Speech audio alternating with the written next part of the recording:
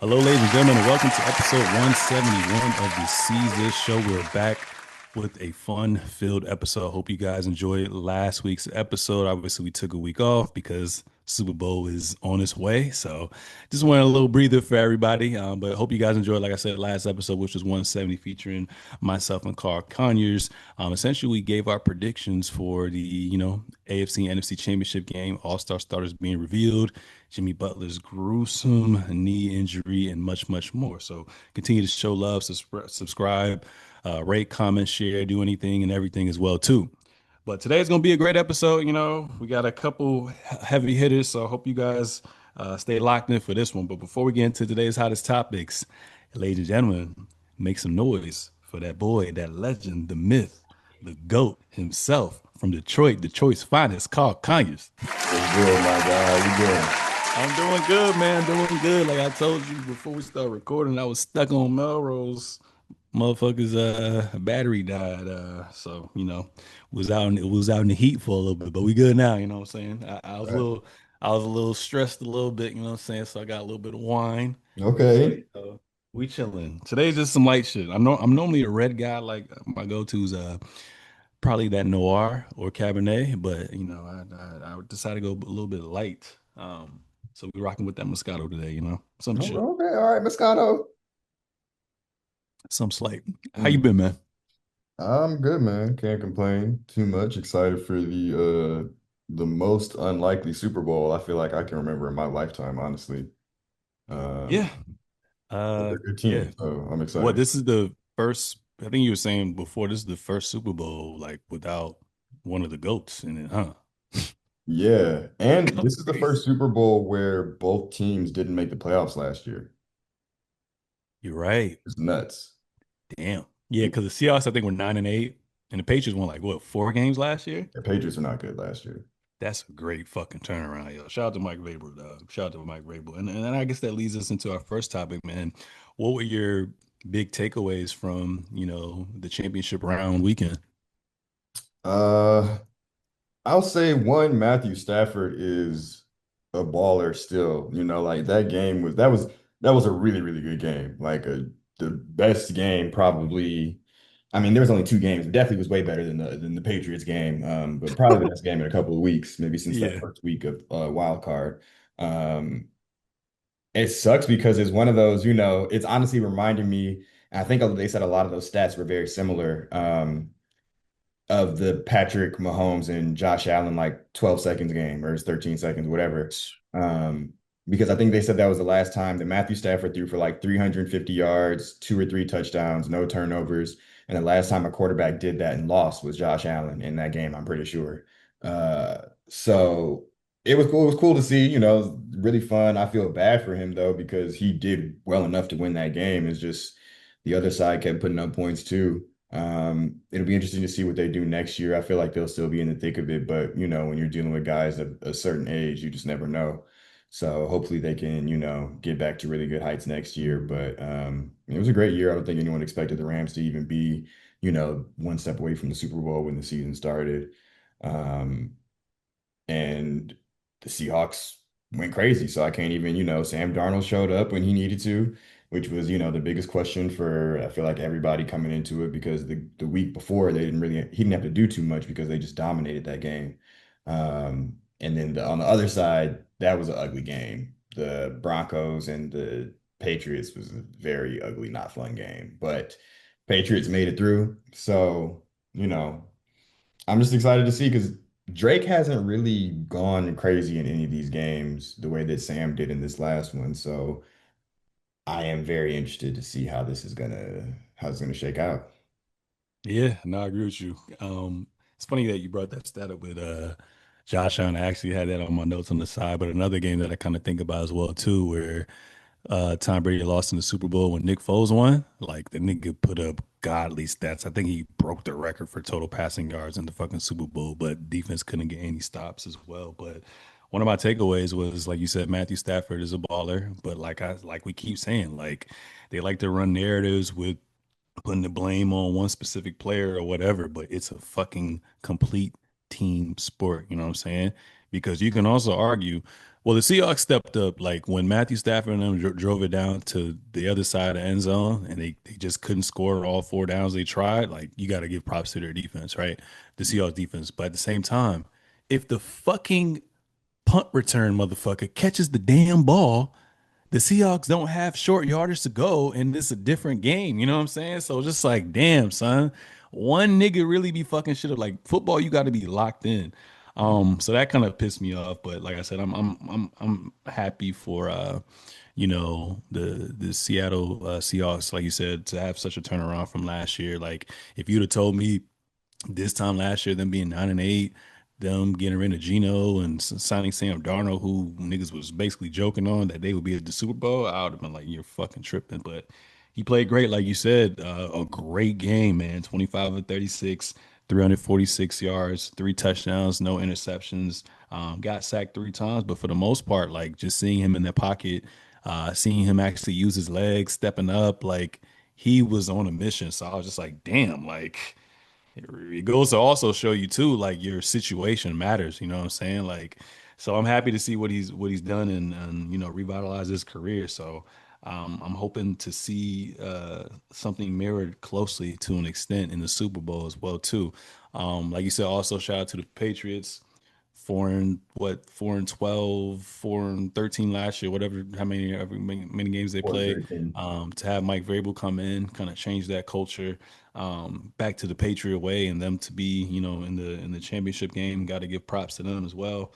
But I ain't gonna lie, we like to say if and all that, but I truly believe, obviously it's a snow game, right? So weather's gonna be crazy. That's why the game was kind of sloppy. But even in that snow game itself, I really do believe if Bo Nix played, they would have won. The Broncos would have won that game. Like I'm convinced they would have won that game. Like Jared Stidham, nigga ain't playing 3 years. You know what I'm saying? Like just take care of the football. Just throw that shit out of bounds and they don't get short. Because that was the only time they scored. They was strapping them.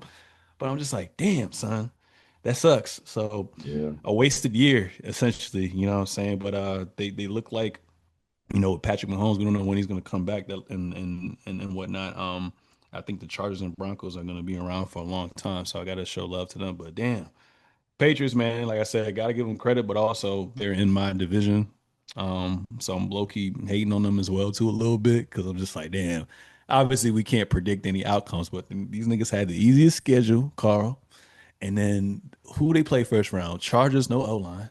Yeah. You know what I'm saying? And then they go up against CJ's bum ass who just spots them easy fucking field advantages to score. And then you go up against a nigga who hasn't played or thrown the ball in 3 years. Like starting 3 years is like, come on, son. It'd be But like that, man. it'd be like that. It'd be like that. But the Super Bowl should be good. We're gonna obviously talk about that a little bit later, but it is what it is. But like I said, AFC Championship. I'm happy the AFC Championship game was first that day because, like we said, the NFC Championship game, like that shit was great down to the wire. Like I loved it. So yeah, Super Bowl should be good. And we're gonna see what happens, man. We're gonna see what happens. Rolling over to my team, man. Obviously, we got rid of Sean McDermott. We kind of talked about that last time, and I kind of knew this was going to happen. We ended up with Joe Brady as our new coach. He's 36 years old, and as of right now, he is the youngest active head coach in the National Football League as well, too. He signed a 5-year contract. So despite his new responsibilities, he is going to be confirmed to still continue to call offensive plays from the field during the games as well, too. And then outside of that, we got Pete Carmichael Jr. He was hired from the Broncos staff. He was the offensive coordinator during Drew Brees' era with the Saints. Obviously, when he when Drew Brees retired, he was still the OC with the Saints. But obviously, you're only as good as your quarterback. But during that Drew Brees era, they were pretty much a top five, top 10 offense the entire time. And then we also signed another guy named Jim Leonard, a former Bills safety and Broncos assistant as well too. So looking forward to see how that all kind of comes along. As far as Joe Brady, his accolades or his tenure with football in general. In 2019, he was actually the passing game coordinator from the LSU championship team. And then from 2020 to 2021, he was on the Carolina Panthers team as an offensive coordinator. And then obviously with the Bills, offensive coordinator now, he is the head coach, man. What are your thoughts on that? I mean, I think it's a good enough hire in terms of continuity for you guys.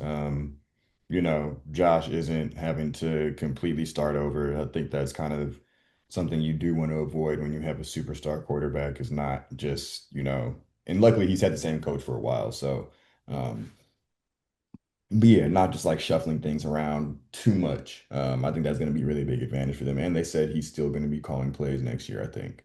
Um, so yeah, I mean, I think this is considering some of the names that were out there, I think it's a pretty good hire. But really, yeah, just interested to see like if there are going to be any tweaks to the offense, what they're going to do with the roster. I think those are some of the things that are like the more pressing questions now. I don't necessarily think that coaching was the biggest bugaboo for them this year. So I think this is going to be stable enough, and it's really all of the other things around it that need to change. Yeah, yeah. I mean, we did our due diligence. I think we hired, including him, 8 total, people for the role itself. But like I said, something deep down, I kind of knew it was going to be Joe Brady. Like you said, the familiarity doesn't have to. Josh has that trust in him. Josh doesn't necessarily have to, learn an entire new offense as well too. And yeah, I mean, it should be interesting. It seems like there's a lot of turnover going on, and we're getting a lot younger with these coaching spots. So, I mean, it was like you said, it really wasn't coaching that was a problem, especially, I mean, him being OC the last 2 years. Like, we finished second and I think fourth in like total points scored per game or something like that. So the offense wasn't the problem, it's more so the personnel. So, like you said, I'm confident he will do a good job to at least get us to the playoffs and fighting for that divisional title. But like you said, I want to see what our GM slash president now of operations, Brandon Bean, does with the personnel. Like, are we gonna go draft a wide receiver? Are we gonna go sign a wide receiver? Like, what are we gonna do? And then I think we gotta address that pass rush as well too. But we'll see what happens. So I'm excited to see the differences between him and and Sean McDermott. So 5 year plan, and he's a cheap option too, since I think he gets like the starting salary of a head coach since he just started, and they didn't like go out to find someone who's already been in the game, so they get to save a little bit more money as well too. So Yeah. yeah, I'm excited to see what happens, and hopefully this kind of changes everything, but we'll see. The Bills always find a way to fold when it matters the most. When it matters the most. Moving on from that, man. Bill Belichick, man. Bill Belichick, Carl Conyers, New England Patriots GOAT coach Bill Belichick was snubbed by the Pro Football Hall of Fame Selection Committee, failing to receive induction in his first year of eligibility for the class of 2026. Man, what were your thoughts when you heard about that?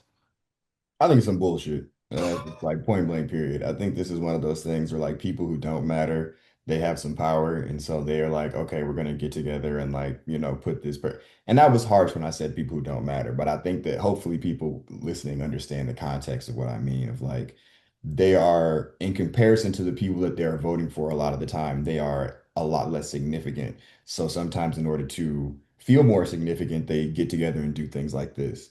A lot of, what I'm hearing is that it's potentially about like the cheating scandals, Deflategate and Spygate. But I'll say, I think that one, that doesn't encompass the entirety of what he did. I think also a lot of other teams, if they could have, they would have been doing the same stuff, if we're being completely honest. Um, and I think that it's just, yeah, it's not like the same as like, Barry Bonds or some of these other people where it was like you were really cheating the game and like, they had very stiff penalties for the things that they did. Yeah, I don't see it being enough to stop him from being a first ballot Hall of Famer. It's just really crazy that there's no one coaching wise who comes close to his accolades and the things that he's done. So it's crazy. It was really crazy. And it's one of those things, 30, 40 years from now, he'll still get in. So like I think he'll hopefully get in next year, but hopefully we'll get kind of lost and it's just like, okay, yeah, he's a Hall of Famer and people will look at his track record. But I do know it matters for those guys, to be a first ballot, especially when you've done the things to be a no doubt first ballot type of guy. Yeah, no, I don't really have anything to kind of say to that. You hit it on the nail with that one. So, yeah, hopefully he gets in next year. Obviously, like you said, when time passes by, no one's really going to talk about it for this. But in real time right now, like it's just highly disrespectful. Highly disrespectful. But moving on from that, man. Last topic. Man, I miss having my fucking quarterbacks of the week, but we'll be back next time. But anyways, I miss that shit so much. But Super Bowl predictions. Carl Conyers. Who you got? What do you think the keys are to success are for each team? Let me know your thoughts. In this one, I think I have the Seahawks. Um, Mm, I think that one of the keys is keeping pressure on Drake May. He's played some good defenses. I mean, the last two, the Broncos have a really good defense and the Texans have a really good defense. He didn't really play that great against them. They did enough. Clearly, they won both games, but I think that neither of those teams, not I think, I know, neither of those teams have the offense that the Seahawks have. So I think if they're able to keep a certain level of pressure on Drake May, like those other two teams did, and the Seahawks have a good defense. I think that they're finally the team that has enough offense to be able to now kind of honestly handily win the game. I don't, I think it'll probably be like a 10-point game or something like that. I don't think the Patriots are going to get blown out, but I think there's just way too much offensive firepower on Seattle's side. And I think that if their defense holds strong, that they are going to be able to yeah, just take advantage. Now, Patriots, of course, have a good defense as well in their own right, but I just I don't know, man. I think that the Seahawks have the weapons that the Patriots don't. Like they've been making it through, but Diggs is cool. Ramondre Stevenson is cool. Travion Henderson is cool, but I would rather have Kenneth Walker and Jackson Smith and Jake. But like I just think especially when it comes to the skill players, that the Seahawks are just a lot better in that category. So that's what I'm going with. I think I don't like doing exact point things, but I think it'll probably be like a 10-point game or something like that in mm, favor of the Seahawks. But I think it'll be a good game. I think Drake could prove me wrong. He hasn't, like I said, he hasn't really played that great so far. So like if he decides that he wants this to be his Tom Brady moment, that it is the franchise. And funny enough, this is a matchup that we've seen before as well. That's always on the table. But if things kind of go the way that they've been going so far in these playoffs, I'm taking the Seahawks. I mean, yeah, right now they're a 4.5 point favorite, I think, to win the Super Bowl. And right now, like you said, numbers don't lie, man. They're the number one scoring defense, and the only units and rank in the top three in both scoring offense and defense. So they definitely have the ingredients to get the job done. And honestly, I mean, these niggas just went up against arguably the best, most explosive offensive team in the Rams. So it's like, yo, if you can weather the storm through that, then you should be locked in as well too. You know what I'm saying? Um, but yeah, Jackson Smith is gonna have to continue to have a great game. They're gonna have to kind of move him around, which I kind of like, especially in the slot to just create those vertical mismatches. I think that's gonna definitely challenge New England safeties. You got to protect Sam Darnold. Got to protect Sam Darnold. I will say Sam Darnold went up against the weakest pass rush unit in the playoffs for the San Fran, and then like I said, he got sacked 3 times, but he wasn't really pressured as much going up against the Rams. But the Patriots defense is a lot more better. So if they can take care of Sam Darnold, I think they'll be good. But another thing is, even though he threw for those 346 yards, they had a pretty physical balanced offense with that run game as well too. So if they can get that run game going and free up Sam Darnold, I think that's going to kind of boost them well too.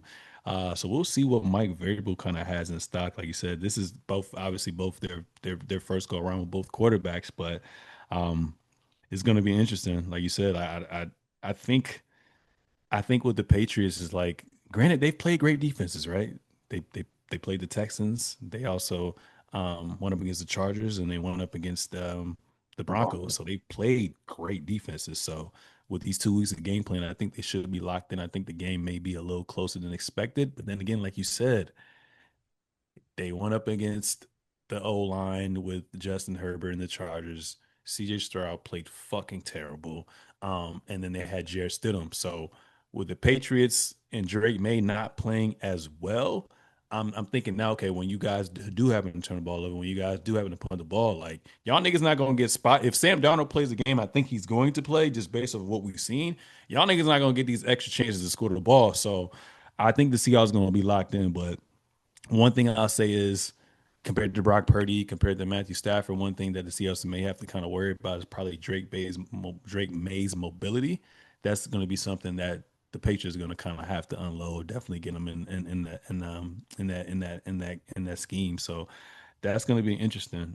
But I don't think a 10-point game. I'll go by just by one touchdown. So I say like a 27-20 type of game. I got the Seahawks though. I got the Seahawks and Sam Darnold winning Super Bowl MVP. He called Conyers. Gee, if that happens, that would be like, I don't even know. I really don't. I think the world might end, bro. I'm not gonna even hold you. Like the shit might just crack open and everything is just over because Sam Darnold is the Super Bowl MVP. They gon' if it's close, bro, I think they're gonna try anything to not give it to him. Like Jackson Smith and Jake Butt, or if Kenneth Walker has a crazy game or some shit. Mm, yeah, Um, yeah. yeah, No, but I mean, that's gonna be a good one though, man. I'm curious to see like how New England's defense is going to match up against their offense. And like I said, if they're going to be able to get to Sam Darnold and take him off his game. So y'all niggas not at home no more. That shit's in San Fran. So it's going to be interesting. Patriots fans travel throughout as well too, all throughout the United States. So it should be a very, very good game. Like I said before, I'm also not just excited about the game.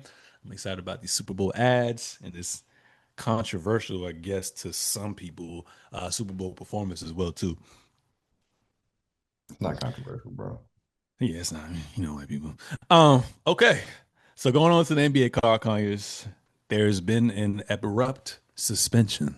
I'm talking about Paul George will be suspended for 25 games for violating the league's anti-drug policy. George stated that he mistakenly took improper medication while seeking treatment for a personal mental health issue and has accepted full responsibility. This is taken into effect now. He's also going to be forfeiting $11.7 million out of his $51.7 million salary. He's projected to be back March the 25th. And then upon his return, I think only 10 games are going to remain in the 76ers for him to play in a regular season as well, too. Obviously, this year hasn't necessarily been the best, 16 points per game in 27 games. But obviously, they are better with him than without him, 16-11 with him, 10-10 without him. What are your thoughts on his suspension and everything in general? PED 13. I That's like that. crazy. Bro went from PG 13 to PED 13. Um, You're stupid. No, I saw something, bro, that because they were showing how Joel Embiid has actually been hooping recently, and they were saying that the Sixers swapped out Joel's piss with Paul George's because Joel probably the one who's taking some performance enhancers. But no, they said actually it was like a antidepressant or something like that, which is really crazy. If that's like the case, then there needs to be something further going on with the league because I don't understand how an antidepressant can give you any type of athletic edge. But yeah, sometimes I think a lot of these, not I think, I know a lot of these leagues have really stupid rules that they just kind of like hold on to. But it's tough. It sucks, for the Sixers, but to be real, it's kind of par for the course for them these past 2 years. It's just been marred by injury. And to be real with you, since the beginning of the process, the Sixers, I feel like every season has been marred by injury, whether it's Embiid or whether it was Ben Simmons. Now it's been Paul George and Embiid. Like Maxey is pretty much the only one who stays healthy, and now they have Edgecombe, and so he's healthy too. That's kind of going to be, I feel like, the building blocks of your team moving forward. Um, yeah, I mean, they're going to be the East is, not that great this year, so I think that they'll still be able to stay afloat. Because I think that kind of what goes baked into that 10 and 10 without Paul George is a lot of those games Embiid also missed. So I Hmm. think having Embiid at least can offset that a little bit, especially in the weaker conference.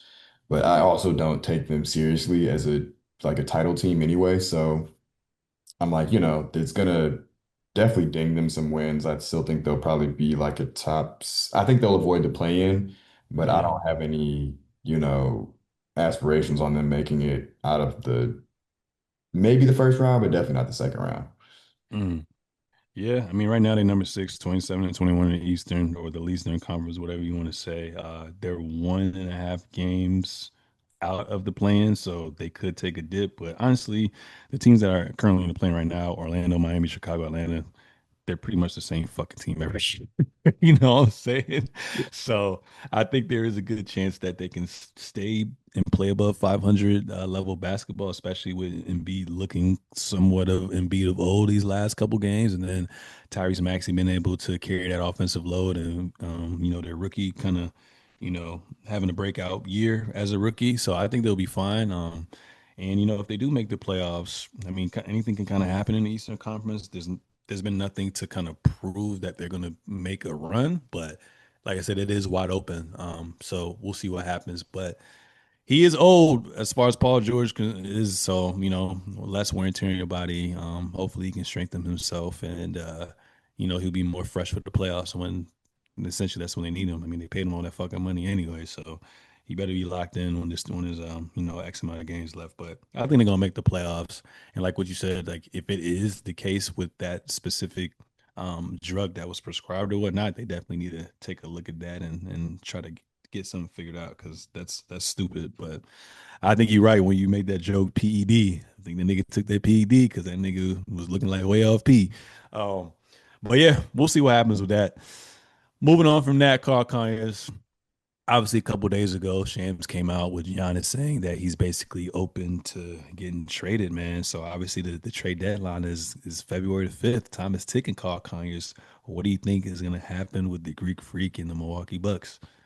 I'm hearing that there's a very strong likelihood he goes to the Warriors, which I am hoping and praying for. I feel You've like been, if yeah, you're you've a been basketball praying for that shit for a step to get help for a minute too. bro, and if you're a basketball fan, like I know people, it's easy to hate on the guys who've been winning a lot, especially like in the past 10, 15 years. But if Steph doesn't get any help, we're probably not going to see him play meaningful basketball games ever again. Yeah. So that, and I don't think that's something that any basketball fan wants. Like Steph in the playoffs is box office. Steph every night is box office, but especially in the playoffs when everyone is watching, um, and him and Giannis would just be so much fun, bro. Like that would be really crazy. Because they have a bunch of first round picks they can offer. Of course, Kuminga, Jimmy Butler's expiring contract.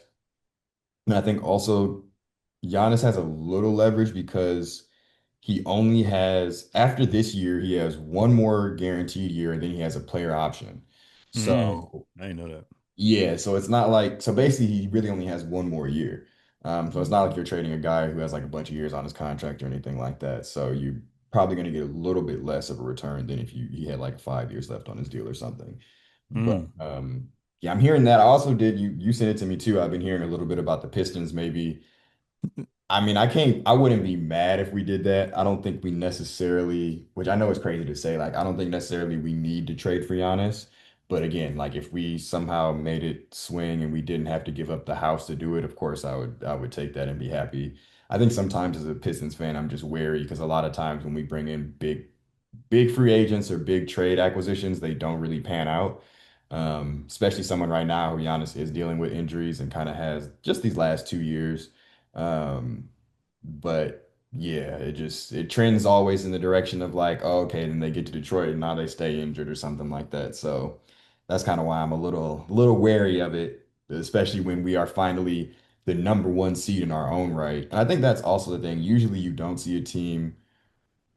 I don't honestly, I don't, and should have done more research on it, but I don't think there's ever been a team who's been the number one pick. I mean, the number one seed in their conference make a drastic trade like that, to trade for like an all first team all NBA caliber player during the season. So I think Mm. sometimes, when you're doing that well, of course he's a better player, but you just don't want to mess up what you already have going on. Yeah, I mean, because you guys were linked. Obviously, we were kind of linked, but we kind of shut that down as well too. And then, I mean, obviously, you got OKC as well too. But like you said, with those three teams, obviously with OKC, they already won the championship. Don't try to break what's not broken. Detroit, you guys are the number one seed. The Eastern Conference is wide open. You guys are fucking 5.5 games in We, first place as well we just too. won So by 53 points tonight. 53 points. I didn't even fucking know that. 53 points. So it was like what you should do, knowing that he still has a little bit of time left on his contract, if nothing gets done, like you said, see where you guys end up at by the end of the playoffs, where your weaknesses is, and then you can try to figure some things out as well too. And I feel like the same way with the Spurs. And then let's say if OKC gets bumped out the second round, then you kind of figure out that. But with those three teams in particular, I'm not really touching nothing. But I did want to ask you, let's say there happens to be a trade between now and the fifth, who would you give up? Who you think would have to get given up in that Detroit deal? Ivy, I would hope that we give up Ivy. Um, Because y'all been kind of skimping, like, but it's kind of like what you said, like y'all already were had so much success without him, and then you kind of try to put him in. It's kind of hard to give him like a defined role with heavy minutes, but he's playing good in the minutes that he has been playing, so that's a good valuable piece. So yeah, I agree. he's playing decent. I'm gonna say good. He's playing decent though in the minutes he's getting. Um, but yeah, I think Ivy probably had to go. Holland hopefully go. Then we have a couple of first round picks, and I think Tobias Harris too to make the salaries match. Mm. Um, And I it mean, ain't a good Cade and Giannis will be OD. yeah, because I'm like you're losing some depth, but Ivy and Holland don't play huge minutes, especially Ivy doesn't play huge minutes, and then you're swapping Tobias Harris for Giannis, which I think is something that anybody would do. And then we have Hmm. enough like Dennis. Dennis isn't getting any play time because of Ivy and some of these other people, so we have other people waiting in the wings to kind of soap up some of this playing time anyway. And it's kind of unfair too. Like if you were to get traded to the Pistons, it's like you guys have been playing so well. You guys have everyone has their defined roles, and then to just add on a superstar and have people shift over. And Cade is it Cade's team? Is it Giannis' team? All these rips, like you don't really want that in the locker room and on the court itself. So I would just wait as well too. Ideally, the Warriors sound very good, like you said. They have the best package, I think, right now. Like you said, I think you said four first round picks. And then also Jonathan Kaminga and, salary matching potentially Draymond Green. Cause I saw a report earlier today actually that the Golden State Warriors are planning to keep Jimmy Butler as he nurses back from his ACL injury. So I think Jimmy Butler's off the trade block for now. But I think Golden State would be nice. But then part of me just because the East is so and we have a lot of talent in the West, I kind of want another superstar to stay in the Eastern Conference. But the Knicks sound good. That would be nice. You know what I'm saying? People kind of talked about Brooklyn. Nah, because you're gonna have to basically kind of build that team, and you're essentially if he's on the Nets, unless you try to get someone in free agency, he's basically on the Bucks still. You know what I'm saying? People say Miami Heat, but nah, not really. So ideally, Golden State would probably be my number one option. The Knicks would be number two, and then I think they also said like the Minnesota Timberwolves. So that would be kind of nice if they could find a way to get him. But I mean, right now it's February the 1st. We got 3 more days. I guess my last question for you before we move on to the next topic: do you think that he's going to get traded between now and the deadline? Well, real quick, I will say about the Knicks piece, a lot of what I've been seeing is that because like that would basically have to include Karl Anthony Towns, and nobody wants Karl Anthony Yeah. Towns. The Bucks don't want Karl Anthony Towns. And there was a piece earlier about how the trade value for Cat and Bridges has just gone down drastically since they traded for them to the point where it's like they wouldn't be really good chips for this anyway. But do I think he's gonna get traded? I honestly don't know, man. It's a weird thing because he's maintained like he did it through like Shams and like through the organization of like, yeah, I'm willing to be traded, but he hasn't come out publicly and been like, yeah, I want to go somewhere else, you know? Nigga Like don't for want to fuck up his instance, brand. huh? Nigga don't want to fuck up his brand in that fan base. Yeah, so like, I feel like it's really up in the air. But I hope that he does. I will say that. I like again the same thing with Steph. I like seeing good players play meaningful basketball. And it is something like because I do understand, staying through like a down year or so, because like, D Wade, they were bad for a little bit before they got LeBron, and Kobe, they were bad for a little bit before they went and got Powell and some of these other players. But I just feel like they already made those moves. That was kind of like when they did the trade for Drew and all them, and of course he won with that, and then they traded for Dame, and then they did the trade for Miles Turner, and I just feel like none of that outside of of course the first one that got you the ship, nothing else worked, and now you don't have any assets. I think like all those other situations, there are at least some assets where you can look to the future and be like, okay, in a year or two, we'll be able to have a good team around you, or we'll be able to at least make the trades potentially to do that. I just don't I don't see any real path forward right now because they've already emptied the chest. And Yeah. so that's more so why I want them to trade him. Uh, Mhm. but yeah, we'll see, man. Yeah, I mean, damn, nigga, that shit would be crazy. Like, can you imagine the Western Conference playoffs? You got Shea, you got Ant-Man, you got LeBron and Luca, you got Steph and Giannis, you got Wemby, you got KD. Like, that's gonna be kind of crazy, dog. But we need to see it. We need to see it because I don't know if I sent it to you or someone else. They changed a nationally televised game. I forgot. I think it was a February the 10th game or some shit like that. I can't remember the date, but it's supposed to be, I think, the Spurs versus the Warriors. And I'm like, maybe we know, maybe they know about something, but we'll see what happens. But no, that would be nice. I would love to see it. I would love to see it. Um, and we can finally get that 7 game series to see who's the best with Giannis versus Joker, right? That'll be a nice little matchup. I'd love to see that. But moving on to Joker, he finally returned from his 16 game absence. Obviously, he hyperextended his left knee and had a bone bruise.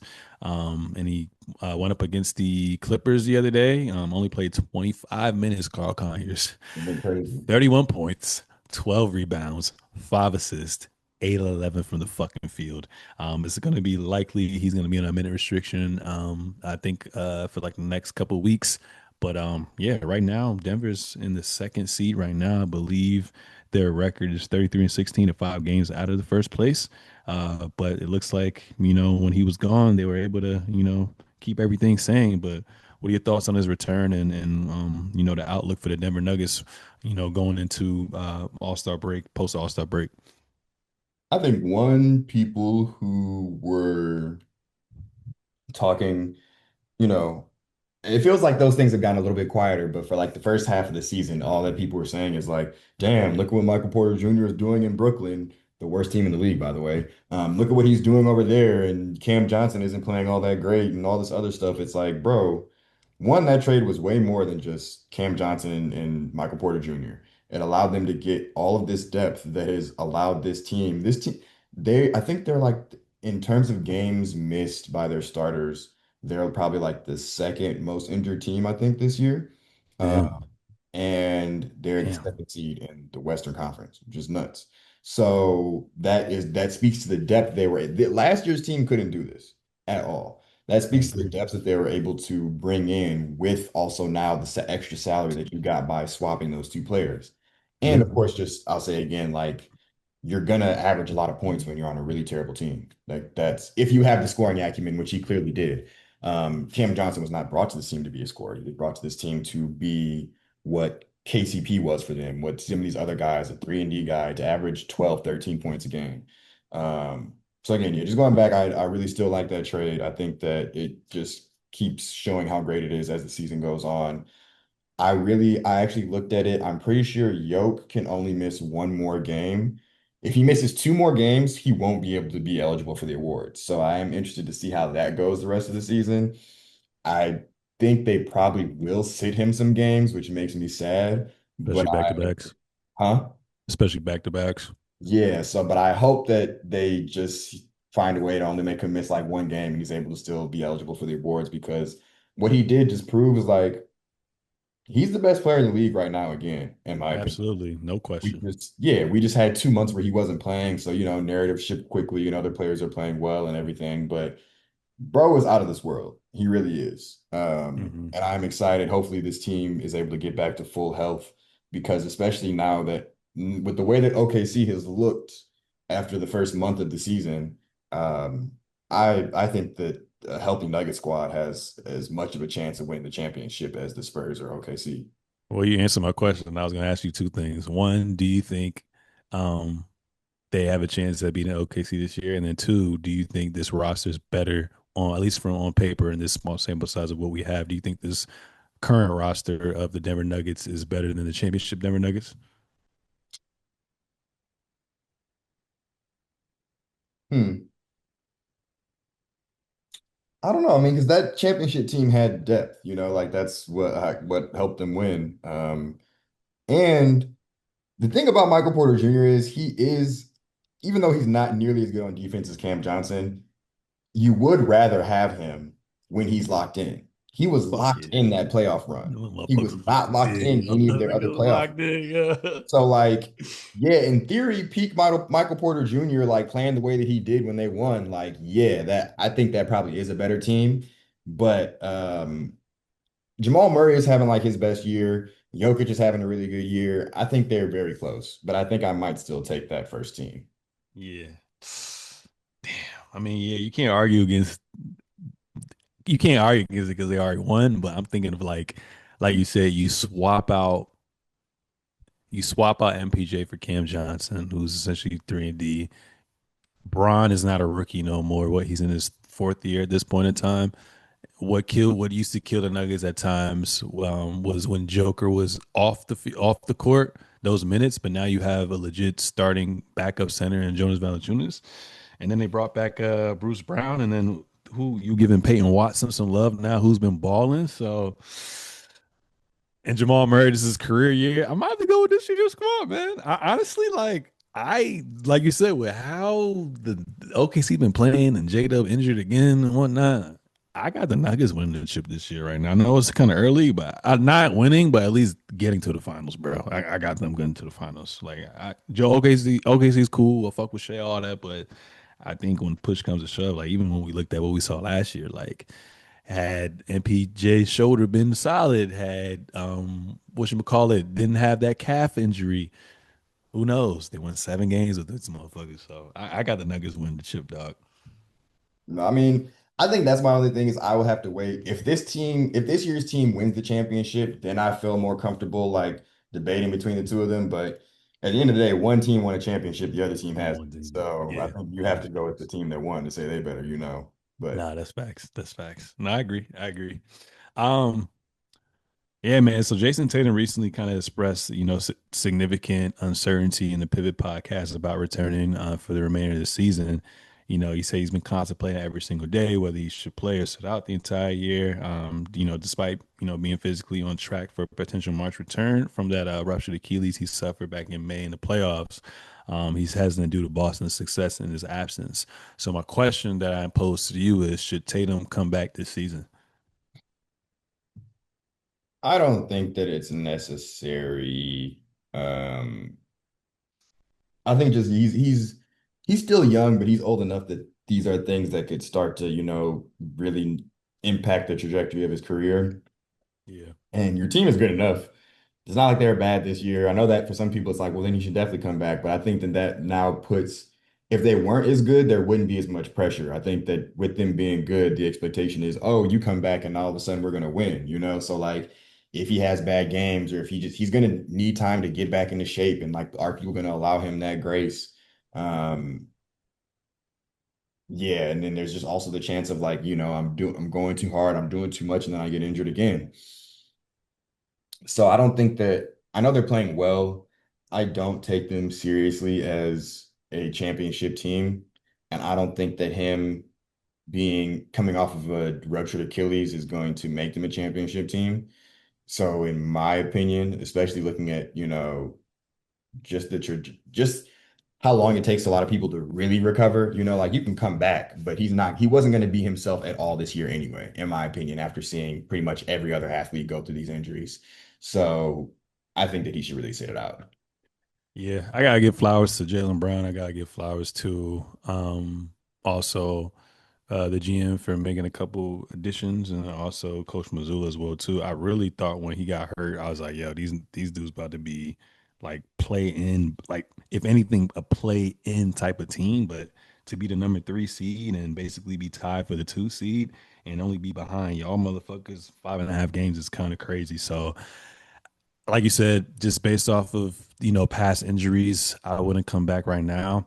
Maybe if it was a situation like Paul George situation where Indiana Pacers weren't really good, and then he kind of came back from that broken leg, and he gets to play like the last 10 games with no pressure, nothing like that. Yes, but the fact, like you said, that the Boston Celtics are rolling right now and arguably a top 2, top 3 team, it's going to be kind of hard to kind of just throw him into the fire and expect him to kind of try to ramp up and kind of ruin the chemistry with everything as well too. And like you said, he's young but older, so I agree with you in that sense. So I definitely would kind of I never wanted him to come back, and I don't think he should come back right now.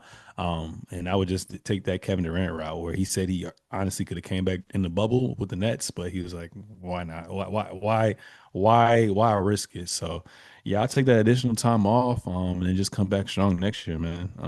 And also it gets a chance to see like what pieces you guys need to also add as well too, depending on how far you get into the playoffs. So be patient.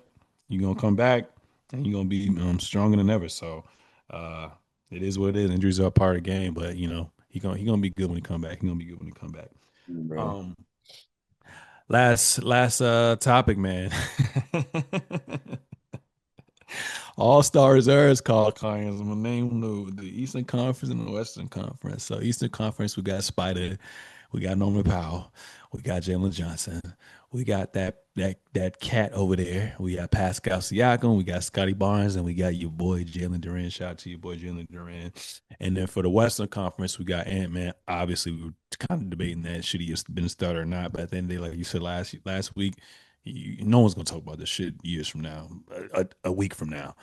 Jamal Murray, like you said, showing some love. D Book, LBJ, KD, Denny, and Chet Holmgren. Man, what are your thoughts on the reserves?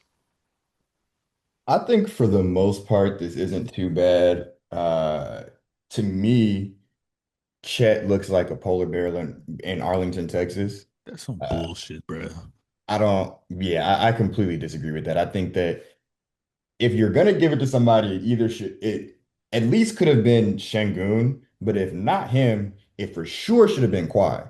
I was about to Um, say that too. yeah, yeah. Like I think Kawhi for sure is the number one, but I think there are two people who should have got it before Chet got it. He hasn't done anything really special. I think this is really one of those like, oh, they're the best team, but it's not even like it's not like they're like the Warriors, best team. They're just okay, they have the best record over there, but like they're only 5 games up or something like that, I think. Um, Yeah, yeah, because I when the think Warriors did that shit, bro, like they were all actually playing at all-star level. This nigga has not been playing at all-star level. no, Like, it's and they need to go away from that shit. Like, all-star, let it be for the fans and let it be for player performance, whether you're a good or bad team. I don't like that shit. Like when the Hawks had like 4 all-stars, like fuck out of here. I don't fuck with that shit. yeah, that was dumb. That was dumb. But yeah, I think that this is he he to me still doesn't like it when you watch them a lot of the times it still feels like it's Shea and everybody else.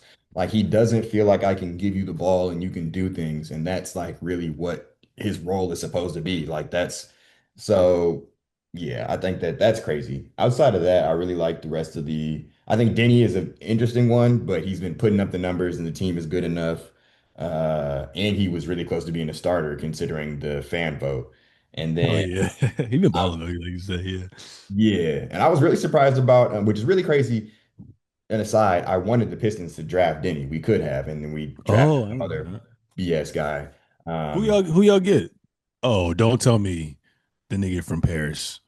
I don't know if that was the Killian Hayes draft. Cause that nigga Yeah, Killian Hayes didn't even make it to his second contract, man.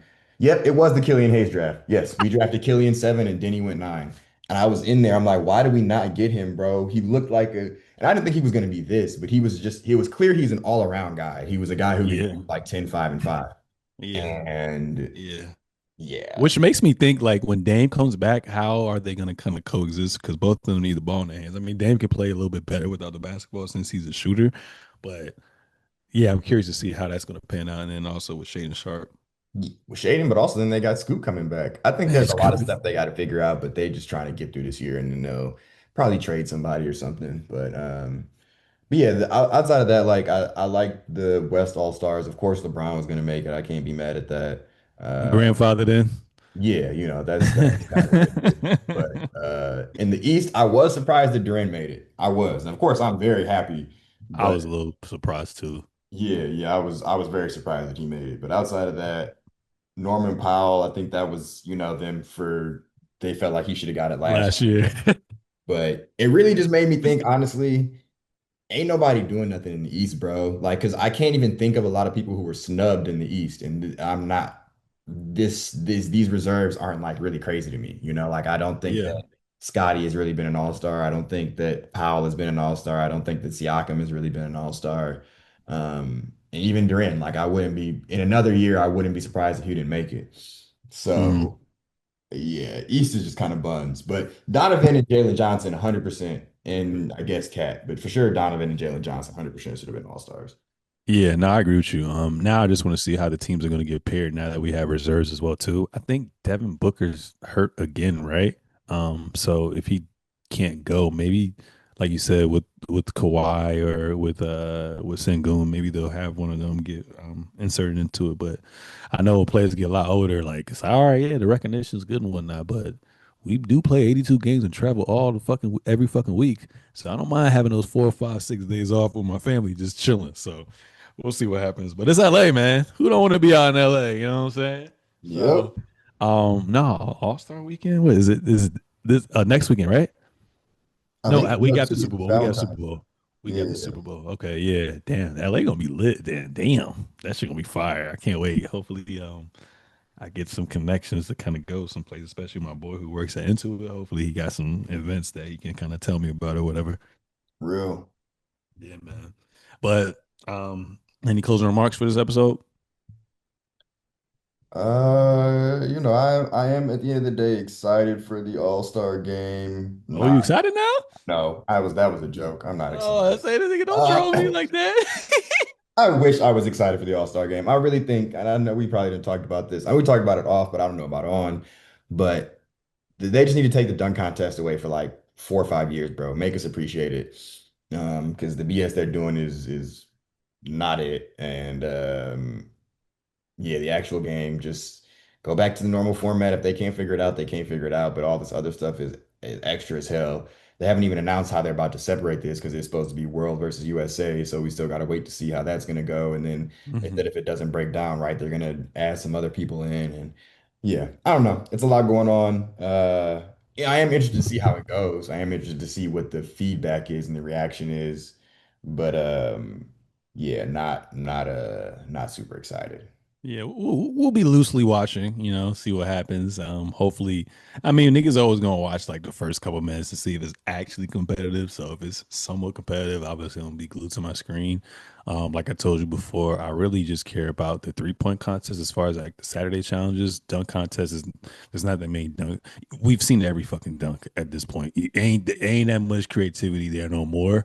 So if you can kind of replace that with ones or twos with like limited dribbles or like a 14 or 10-second shot clock or something like that, that would be kind of cool. But these niggas got to be competitive because, it's just getting worse and worse each year. And then last year, didn't they have like rookies and sophomores a part of this shit too? Like, man, that Yeah, shit was yeah. trash, bro. That shit was trash, man.